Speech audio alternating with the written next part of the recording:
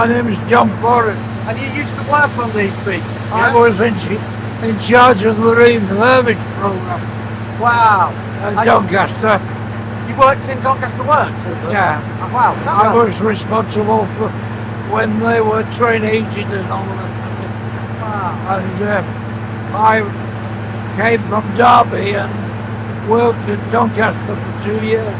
I bet you've got a few tales to tell. Well, read the book. I will. I'm looking forward to reading your book. It's lovely seeing you here today. Finest works in the book. Hey? Doncaster with the finest works.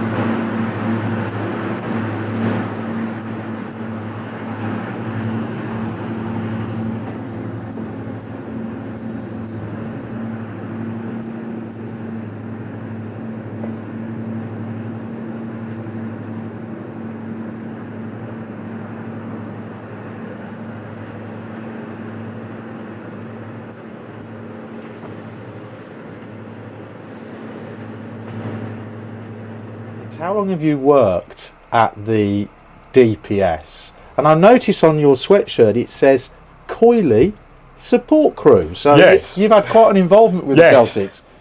I think it's always been all my life in different aspects, really. Because when I was growing up, my dad was project manager of 55002 Coily. Right. So on weekends I go down with them to the NRM, and there's photos of me working, just like cleaning stuff like the fuel tanks, for instance, quite a young age. So quite a while. Tell me about what your days look like when you come and work now in this wonderful organisation. You start at what time, for instance, and then what does your day shape up to be? Usually get any time between around 8:30, 9:30ish. And is that at weekends or is that sometimes in the week? Weekends and in the week, yeah. Right. Okay. What do you do in the day then? If are you a student still or something? Yeah, I mean, studying engineering in college at the minute. Well, that's going to be handy So, for these guys yeah. then, isn't it? Are you learning things at college that you think can help the DPS in the future? Yeah, I think I've also learned quite a lot. Also doing the maintenance on the locos as well. It will help me in the future. And what do you like about a Deltic? I think for me, it's the look of the locos, and also the noise, and also having the fact that so I've like been working on them. It's sort of like growing the interest more and more. Do you get satisfaction having worked on these? Oh, certainly, yeah. Seeing them out and about on the main line. Oh, certainly, How yeah. does that make you feel? Quite proud. Quite proud. The DPS is a long-established group of very hard-working people, as I see it. And yet, these very hard-working people, I hope they don't mind me saying this, are getting older. Oh, yeah.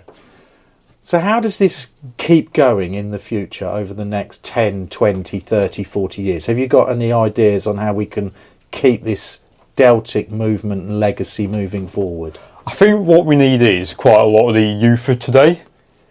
You see, like, such as open days, galas or anything, coming in, helping out, even if it's just as a member of the group.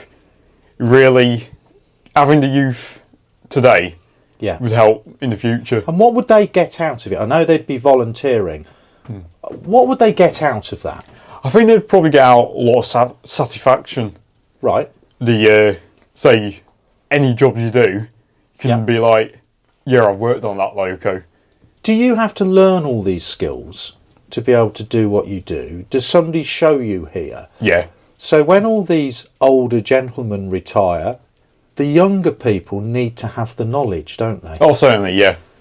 And are you going to be one of their main men in the future with all that knowledge to carry this forward? Hopefully. Because I'm doing my travelling fitter training as well. Yeah. So that means being on the loco when they're out, and anything that could crop up, going to fix it or anything, then... Yeah. Is this a route to being able to drive one of these wonderful machines one day as a volunteer? Oh, certainly, yeah. Yeah. On the preserved railways? Certainly. Even maybe, never know, in the future on the main line too. Oh, wow. That would be quite something, wouldn't it? Yeah. Do you have a favourite of the Deltics? The one we're in right now, number 9. Why? I think it's because it's always been one, because I've done several rail tours all over the country with it. Yeah. It's always sort of been the loco which has always been there for me. Yeah. And also, because I've done most of my work has either been on 9 or 15. Yeah. So... Does one of them sound better to you? I'd say all of them sound different. Do they? Not a single one sound the same. That's interesting. So, for example, I'll say 19 sounds proper. Yeah. Well, I was lucky enough to be there when they started that up for the first time just a couple of weeks ago at the Great Central. And I couldn't believe that it had been sort of dormant, if you like, for 3 or 4 months during the winter months. And literally, first attempt, started up, no problem. Second engine, first attempt, started up, no problem. There's some real knowledge that goes into maintaining these engines. Because even like when you're starting up the locos or the engines, every single one I've noticed, each power unit I've started up, each one is different. The time it takes to start up and the way it starts up. Now, whilst you're working on this one, and I see that you've been painting this one, we'll perhaps have a look at that in a little while. When that runs around, you've painted this engine. Yeah. That's quite something. Quite, yeah. I'll say so, yeah. I see. If I can be cheeky, I can see some bits that you've missed so far. You haven't quite finished. Yeah. You've got the cant rails to do, haven't you? In orange. Yeah. Yeah. Still got the cant rails and cab sides at the time of videoing. Yeah. How many of you young ones are there that are dedicated to keeping this going in this group at the moment? Are there others? I'll say there's about 5 or 6 of us, because I'm certainly the youngest. Are you? How old are you anyway? 17. And how long have you been here? Since 2018, so that's about 7 years or so. So you're actually here helping, following in Father's footsteps from the age of 10? Yeah. Right, so, and before that, did you like trains? Oh, certainly, yeah. Did you always know that Deltics were your thing? Yeah. Now, sneaky little question, because I'm interested in you now, Alex. Do you like other diesel heritage engines other than Deltics as well? Or is it just Deltics? Class 37s I'm well into. Oh, yeah. Yeah. We must bump into each other sometimes when I'm out doing my filming of these 37s with my Hellfire TV channel. Do you watch those? Yeah, certainly, yeah. Do you like them? Yeah. Yeah, good. Get the volume up. Well, I want to make more films with the Deltics as we go through time. And I'm hoping that over the next 18 months we can create some fantastic marketing for the group itself. I think one of the main messages we want to get out is it needs its volunteers. And it needs younger volunteers, doesn't it, to keep it all going. And obviously it needs to raise money. One of the things that shocked me, and I don't know whether you're party to this as being such a young man, everything seems to cost so much money. Oh, certainly, yeah. Everything that you look at, it's £5,000, £6,000, £10,000. How much were those batteries? The GCR, around £8,000 just for the batteries for one locomotive. And we've got how many here? We've got 3. Yeah. It costs a fortune. So this DPS, the Deltic Preservation Society, needs to continuously raise funds. Oh, certainly. So we get quite a lot through loco hire. Yeah. We're out at Heritage Railways, and also, so we were at an event, we've got our sales stand. They get quite a lot of support. But you can always do with every penny. Oh, yeah. Yeah. So really interested actually in how we get these younger people to come to the DPS and volunteer. Is that an easy process, would you say? What would they need to do? Can you help me and help whoever's watching this, because they might be inspired by your comments, Alex, to think, I want to join this movement? Yeah. So, firstly, I'll say it's quite easy to get in with volunteering. So, even if you're only coming down, I don't know, once a month, for instance, we've got quite a few volunteers who come from all over the country to help out with How us. far afield do they come? There's people from, because like, for instance, we're from York, so we come down from York most We have weekends. something in common, Alex. I was born in York. Yeah. So anyway, so yeah, you get people coming far and far, long distances. For like instance, we have people all the way from Norfolk coming through Do to help they? out. Yeah. Because it's wonderful to come along and actually work, give up their Saturday mornings, be part of something. It certainly is. You can get quite a lot out of it because, for instance, I've seen it with many other cases with people where volunteering for a group can actually help them in the future, getting like, because it helps with the CV. Looks good on the job on the job front, doesn't it? Yeah. Does it give you a bit of work ethic as well? Got to get up at a certain time in the morning. Now, what happens here? Is there a routine? Do you have to be in at a certain time to be a volunteer? I mean, I know you're volunteering your time, but do you have to follow a routine? Not really. Is any day is different. Right.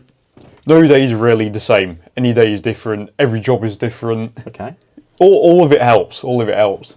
Yeah. What's it like when you have a setback? Because there's been a few setbacks, hasn't there, where you've got the engine, you've got it about ready, like the Tullyar startup, and then you had the Elizabeth back on the main line, and it had that sort of quite, what at the time sounded like a catastrophic failure on the main line. So you put all this work in. How do you deal with that when it goes wrong? You've just got to overcome it. Yeah. You've learned from what's gone wrong, investigate what's gone wrong, learn for the future what's gone wrong, so you can try and prevent any of the issues happening in the future. I think that's a great. What's happening here is if when you've put all that effort in and something does go wrong, with your response there, I think that's a great life skill you're picking up to be able to take you forward in life, because life is full of obstacles. Yeah. And in reality, you're learning to overcome them and bounce back. And life is full of that throughout everybody's life. So I just think that's absolutely wonderful. How would who would they reach out to then? How's somebody going to contact us here and join up? So if you want to become a volunteer, you can follow our website at Deltic Preservation Society. Okay. And first job you do is send an email to our volunteer liaison officer, who is Mike Allen Rudd. Okay, yeah. He's a nice enough chap. I tell you what, I've never met a guy with so much knowledge about these machines. Yeah. He tells me he's 72 years of age and he's like a walking encyclopedia to do with everything Deltic preservation and where we are today. It's been so interesting talking to him. So he would be very welcoming, I would have thought. Oh, certainly, yeah. And how much time typically would somebody give up? Is it much time as they want to give up, or are you at the beck and call of the DPS? I think it's as much time as you want to give up. Right. To help out. Okay. And I suppose every bit of time is helpful to this group. Every bit of time is helpful. Do you ever feel that you could have done with another set of hands on a Saturday morning or on a day that you're working? Sometimes if, say, we've got a day, not many volunteers are in, we've got like a big job happening, then certainly, yeah. I'm the general public today. We all know I run a YouTube channel called HellfireTV for nutcases that love diesel thrash, but I am a Deltic fan.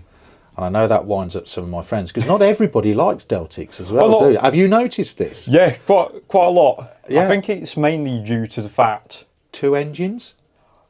I won't say that. I think it's because such as Class 20s, 37s, they're still in mainline traffic today, compared to like Deltics, maybe 52s.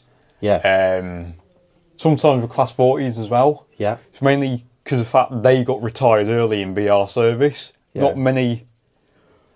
Not a lot of people got to see them in service. And the place you only get to see them really is heritage lines. Yes. And occasionally on the main line. Yes.